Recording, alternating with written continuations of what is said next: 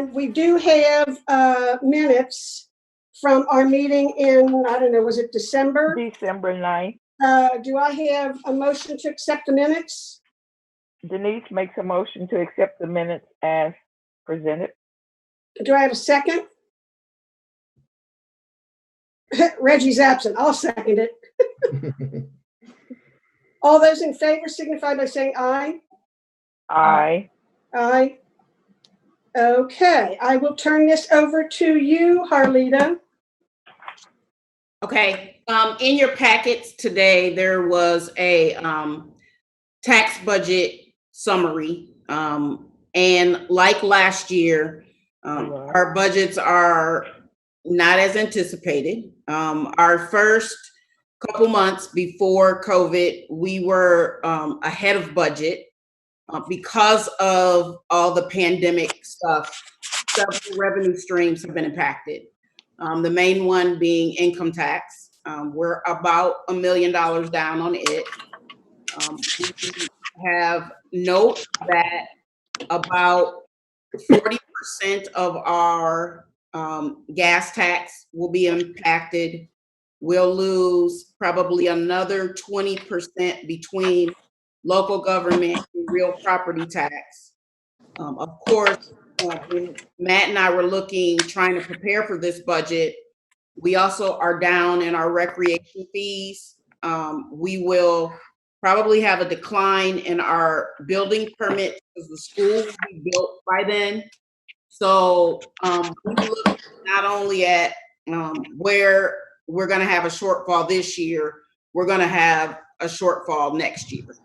Because even though people are preparing their taxes, they're struggling to pay their taxes. So we're trying to think of some out-of-the-box solutions, like having, if they can prove hardship or unemployment, having some shorter-term payment plans to like maybe put like a 6-month payment plan together, let them pay on that for 6 months, come back. If they're working again, work out a longer payment plan with them. If not, put them back on a hardship payment plan. So kind of work with people where they're living at. So we're just gonna have to take this as it comes. Our best guess right now is that next year's budget will probably be short about 2.1 million.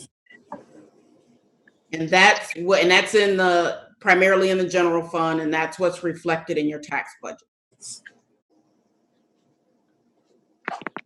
So I said all that the long way to say we're kind of where we were last year. I'm just flipping the numbers around. We were 1.2 last year short. Now we're 2.1 short.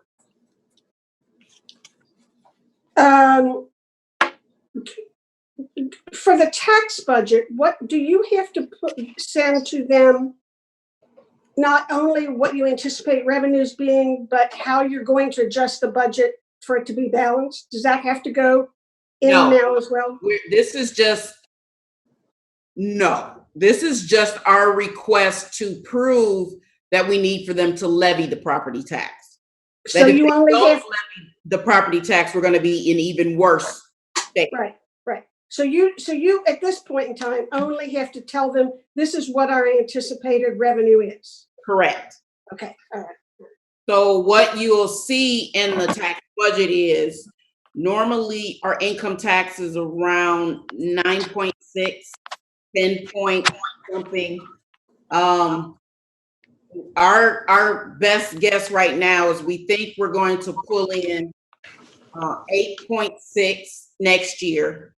And then the following year, we may get back to about 9.5. So in 2021, we'll kind of get back to normal, but you're gonna have somewhat of a 2-year impact because you're getting an impact right now from the withholdings because your withholdings are down. Of course, residential is, I can't even tell you residential until probably September because they're not filing till July.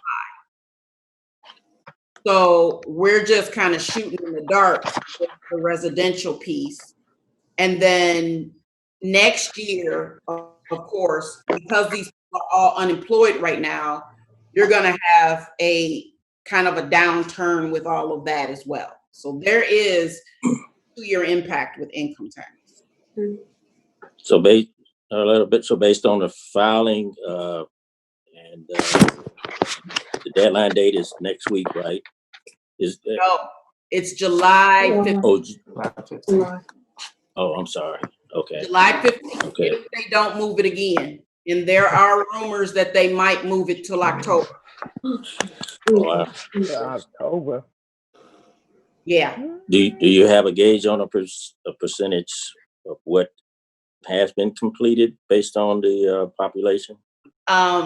No, we don't have a what's been completed. What we have is what our shortfall is from the budget. So by them moving the date, we're about $1 million behind because we normally get $1 million in April. That didn't happen. So, and then I'm also looking at some of the reports from, like, Dusty Rhodes has said, you know, property tax is going to be down by 20%. Gas tax is going to be 20 to 25% down. Local government is anticipated to be 20 to 20% down. So our best guess is next year, we're going to have probably overall across the 2 years, an 18% hit in income tax, 12% in year 1 and 6% in year 2. Has there been any input, maybe what kind of percentage of residents that have actually been removed out of their work? I won't know until the filing is done. It's Okay. trickling in slowly. So no, we haven't had residents to contact the city to say, "Hey, I've lost my job," and We've had a few we've had a few. that are already on payment plans, not filing new, not entering Right. new, but filing on existing payment plans that can't sustain their payment plans. So even though we waived March, April, and May, meaning we kind of rolled them to the back of their pay plan, we're still getting information about who's working, who's not working. We have a lot of people out of work. Right. So we're going to have to find some way to meet these people in the middle.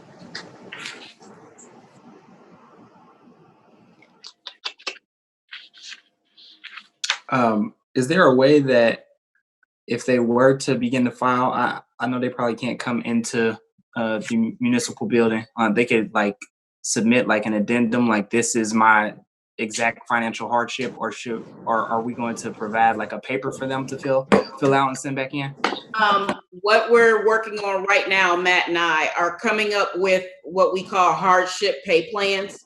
Mm-hmm. We have used them in the past where you pay like $50 for a few months after you've provided us with like some proof that you're not working or you had a change in income substantially. So we'll either take, an unemployment slip or a layoff leave slip, and we put them on like a 6-month, $50 a month pay plan. And then after that 6 months, you come back in and get reevaluated again. And either you go back on a hardship pay plan, or hopefully you're working by then and we can put you in a legitimate pay plan. So Harlita, for people like me that haven't filed their taxes yet, Mhm. if I were to send you a check, That's not filing. it's not. I mean, I'm going to have them filed by that date, but at least you will have a check for. So you don't even want my money. Well, your money is good. I'm all day and all night. That's not going to satisfy your requirement to file. I get that. I'm not asking you that. I'm going to file my taxes on time. I just have not done them yet. Oh yeah, I'll take the money. But if I wanted to send you, say, what I think will be half of the year what I will owe based on last year, will you accept that? Yes. Okay, that's all I'm asking. I didn't say I'm not gonna file. I don't want any penalties. Trust me. I just have not filed my taxes yet. Right. But Hey. you all know that the tax office will start seeing people next week. Oh, well, okay. Well, I'm not gonna file it that fast, but I can still send you the check. Yeah, we are actually, I told you I was gonna happen. You got the dog excited. So somebody call a You friend. got the dog excited. As soon as that dog heard the word check, You might well let the dog know that's not gonna take care of anything. Dog likes to check. yeah. He didn't like that, huh? Well, Don, since you're on, I guess there's not any kind of program that the city can engage with the state that would kind of help offset or help kind of cushion until. There's a lot of discussion right now about programs, and Paul's on here as well. So about just coordinating that with some of our with the folks up in Columbus. But there's a lot of discussion about providing funds to local cities and villages. But right now, there's nothing official. There's some money from the county they're looking to distribute. A lot of it has strings on it with regards to it had to be spent for COVID related. I believe that a lot of the lobbyists are trying to, a lot of the cities are trying to basically tell the feds plus the state, hey, give us some money with no strings so we can use it the way we need to use it. Because we'd use it to pay first responders as well. So yeah, we're looking, we're going to be involved and we're going to be a part of it. But I don't think it's the amount of money that people are talking about is really not going to be a significant amount with regards to the amount that we've lost. I don't think there's any way to replace that revenue. We're looking right now, we've already started taking budget cuts, for lack of a better term, unofficial budget cuts. We've taken money out of the budget and moved it to basically frozen it, pending the end of the year and the review and to see exactly where we're at as we get into July, August, September. But we've already stopped non-essential spending as much as we can. And we've been able to save a significant amount of money already. But we will, so that means there's some things that aren't going to happen that we wanted to happen. But so we've already started looking at that as a proactive step to try and stop this. But we don't expect any revenue source that's going to be a significant amount to make a dent in this right now. Hopefully, as the economy gets back, people get back to work. We've had some economic development things going on where we've got buildings that we're going to be coming online. And hopefully that'll replace a lot of this. The Jacobs, this will be the first full year of our loss of Jacobs. So that's really a part of this as well. But there's some things going on that will help replace a good portion of that. Not all of it, but a good portion of it. So hopefully most of this is just going to be timing. Right now, as Harlita said, we normally get our money in April. Hopefully we get the majority of it in July, but we know we're not because there's people that are that were unemployed for 3 months and still unemployed. So that revenue that we would normally get as people, as employers deposit their withholding for the prior quarter, that would normally be due, for March, April, May, or excuse me, the April, May, June. That'd be coming up in July as well. So we wouldn't see that till August-ish. So that could be, so we're going to see that 3 months of unemployment now coming up as well. So that's where she's talking about it. It does go into a couple of years because you get the effect of people not paying their 2019 taxes until late 2020, if they're able to pay them at all now because they may have been out of work, plus the fact that they're out of work In 2020, we're not seeing that those withholdings as well. So it's a kind of a double whammy for 2019. The ability to pay 2020, the fact that people have lost their jobs and that they don't really owe anything, but because they were unemployed. So that's really kind of where we're at. But Paul, if you want to speak to this, I know we've talked a little bit about this. Blair and I have talked about it as well. The only thing that I got to add is that we did learn that there is apparently going to be a portal, and Harlita, you're probably aware of this. The state of Ohio is setting up that all the cities have to register for the CARES Act funding. I think part of that is the loop we have to pass. We're still getting a lot of that information together, but you probably can anticipate we'll probably have something to pass from council authorizing us to move forward, and then we'll register through that portal. And it's a big question mark, though, as to what we can get and how much we can get and what that can be applied for. I think that's still You will, a little heads up, we did talk about we need to pass a resolution of some sort. Yeah. We'll be bringing that forward at the next council meeting. Okay. Basically, it's a resolution that says that we've had hardship and that we want to participate in it. Okay. So the resolution, does the resolution have to be in place before you register? We believe it, what we've heard, and the mayors and I've talked about it, that we believe it does. We need it. We will, as Don said, we will have the resolution on the agenda for, well, it'll be on the agenda next week. They're not necessarily hand in hand, but I mean, you can do them both at the same time. You can do one before you do the other. The thing is, the sooner we do both, the better. I know from having attended, not having been on with those mayors meetings, as bleak as things are for us, we're better off than most other places out there. And in addition to that, the other thing we have to be watching closely and looking at is other legislation out there that we hope will just die away. It has, and one of those being, Harlita, as you well know, the state still wants to be the central collection agent. Yes. For that's still out there. Still out And if that happens, even though we'll ultimately get the money, we're going to get it a lot slower than in some of the conversations. There's been talks about a fee for the state to collect our money and then for us to get it back from them. So those kind of things are out there too, as well as far as the county goes. When this money comes, the money does not come directly to the municipalities.